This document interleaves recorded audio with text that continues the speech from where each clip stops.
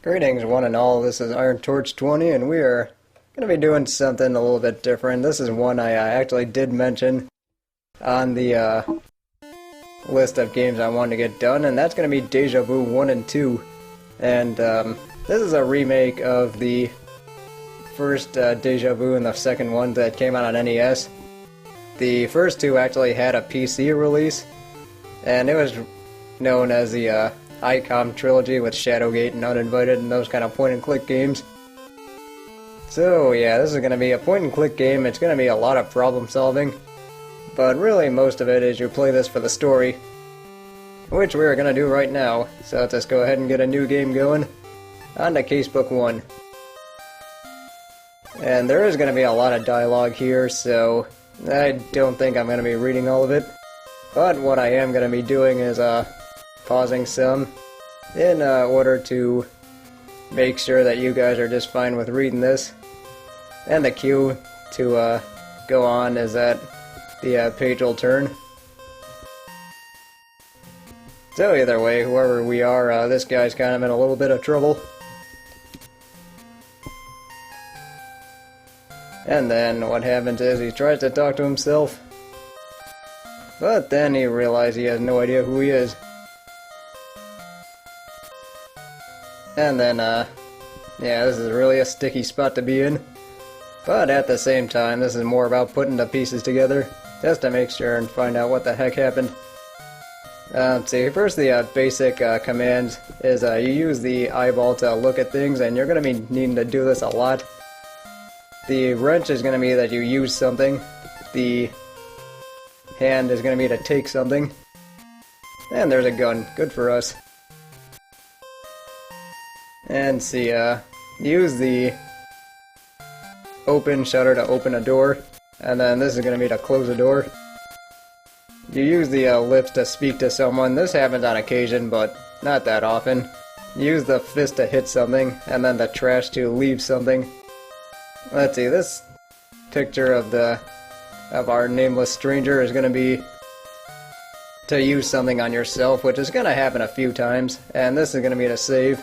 This is going to be to move across the spaces. And one thing I do like about the Game Boy Color remake compared to the NES game is that you don't have to click open and then go to this. Instead you can just click on the spot you want to go to, and then it'll do that. Let's see, one other thing I should mention is that whenever you see clothes like this, you do want to open them and get the pockets, and unfortunately you can't use anything without taking it and putting it in your main inventory first. So that is something that is going to be one of the most important things you're going to have to do in this game. Whether or not it's reading anything or taking any important items, just make sure you have it in your main inventory. So let's see what we got here.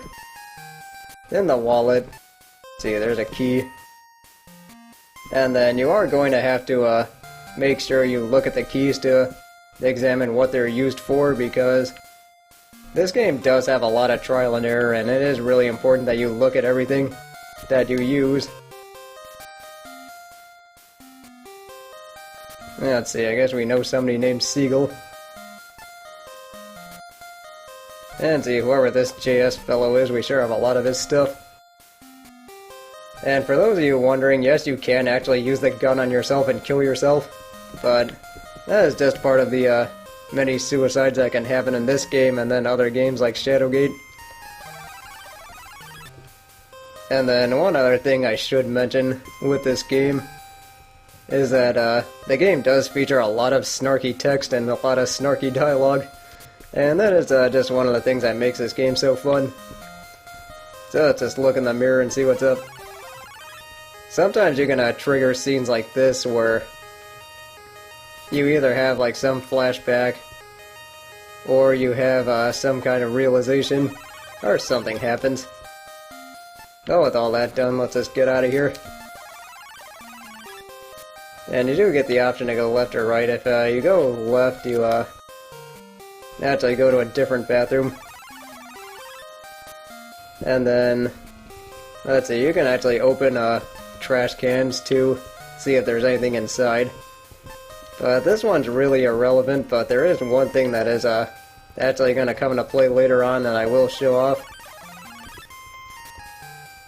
And then there's the cracked toilet, and you will actually find out why that is cracked once the game goes on. So let's just go ahead and keep going here.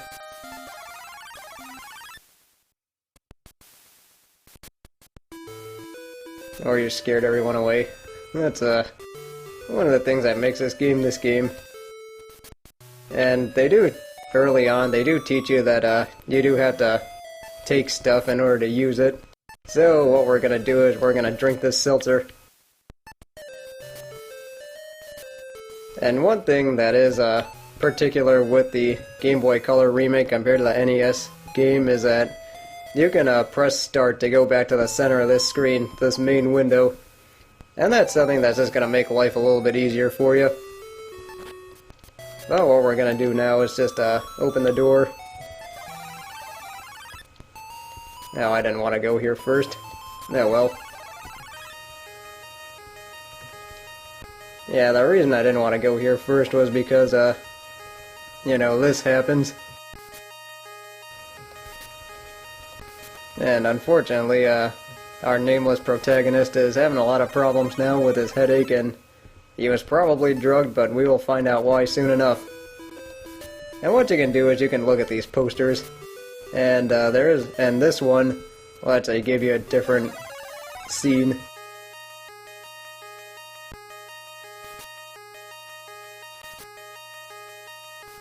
But then we don't get to find out who Ace Harding is until a little bit later.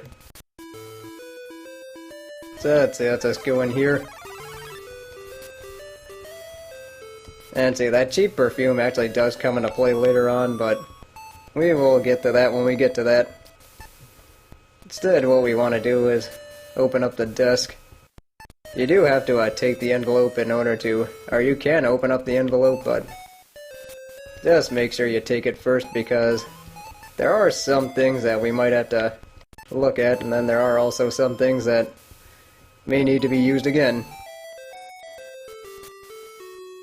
Let's see, so this is just a bill, and the main purpose of getting this thing is that you are going to need addresses in order to go anywhere in this game.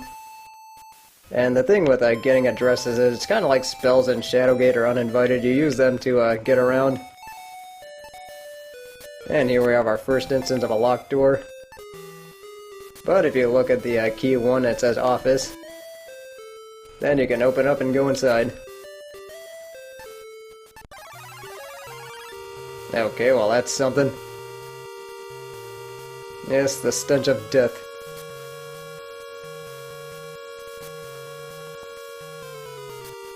Oh, here you eventually figure out who this guy is, but what we're gonna do is just examine him. And punctuated by the fact that there are 3 bullet holes in him, thanks game. So what we're gonna do is we're just gonna take some stuff here. This pencil actually does have an important part later on, but like I said before, I'm really getting ahead of myself with this playthrough. And we're not even 10 minutes in. And it is important to open up pockets. Let's just see what this is. Foreign car maker. Yeah, in the NES version they actually do mention the car, but I guess with pesky royalties and licenses, can't really do such a thing now.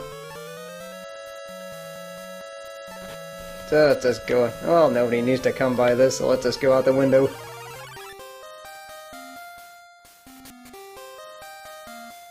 Yes, thanks for that game. So you can go down to go into that alleyway, but that's actually not a very safe alleyway, and I will show off why in a later video. But instead we're gonna go up. So whoever this guy is really not that good with heights. We don't know if he's Siegel or Ace Harding. We don't know yet. But see, in here is actually going to be something pretty important. And see, there's a bizarre looking chair. No, it is definitely not very comfortable. So let's just go ahead and observe, and the most important thing is you do have to investigate everything with the rooms, because there are really important things that you are going to have to get to help yourself out. So let's see, medrazine. Oh, whoops. And then diethanol trimine. And if you recall in the bill, the, actually, wait, did I not take that? Yeah, that's what I wanted to do. But if you recall in the bill, these, specific items actually were ordered by, I guess the secretary. So either way, these are... So whoever, ordered that one definitely, ended up using these things. So where's the... Yeah, the sodium phenethol was empty. But either way, one thing that's really important is you have to take the trash can. Or you have to open up the trash can to find these capsules, and these capsules are going to be used to, cure yourself once you get there. But for now, let's just go into this elevator.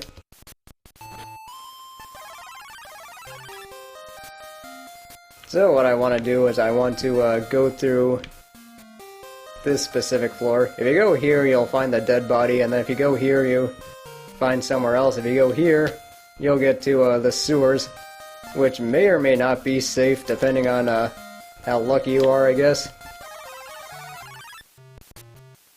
Let's just get going here. And it turns out there's a casino. And let's see, what I'm going to do now is that, if you see the quarters, we are going to need more quarters in order to get by throughout this game, in order to get around in this game, so what I'm going to do here is I'm going to show off the first couple of the instances with a slot machine, and then I'm probably going to call the video then, but I do have to show off one other thing. So what I'm probably going to do is just cut until I have the right amount of coins. And you never know how that's going to go in a game like this. So I'll just see you when I have the right amount of coins.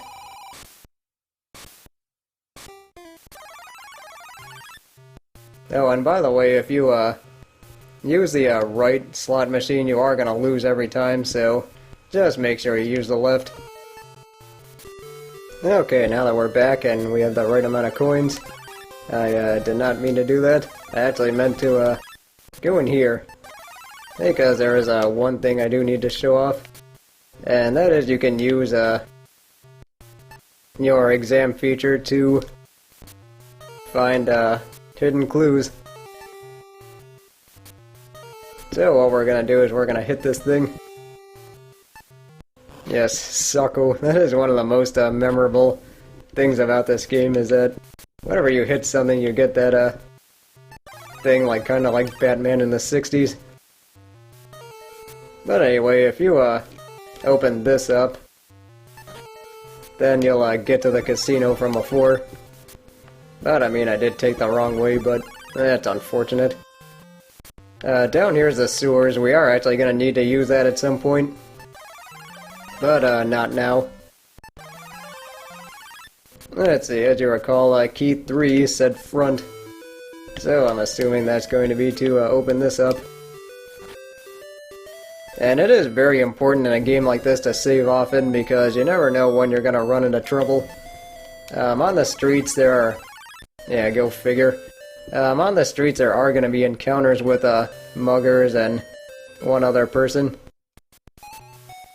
But what we're going to do is we're going to give this guy a nice good... or a good left jab to the eye.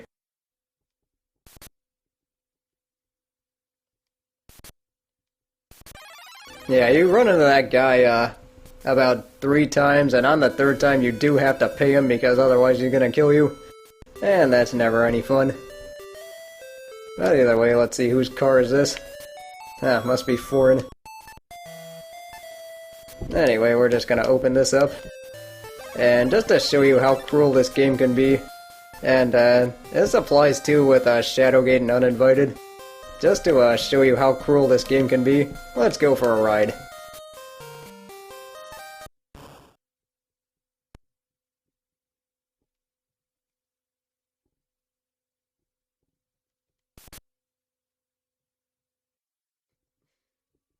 Yeah, that's the thing with the deaths in this game, is that they do make fun of you, because, well, this game is just snarky and I don't know.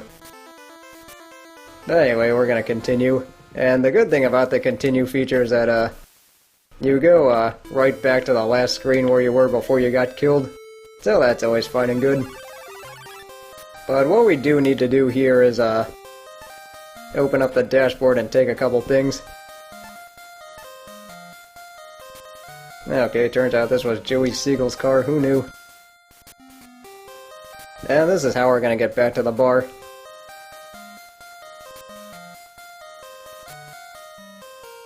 Okay, that's interesting. So, to see who this is.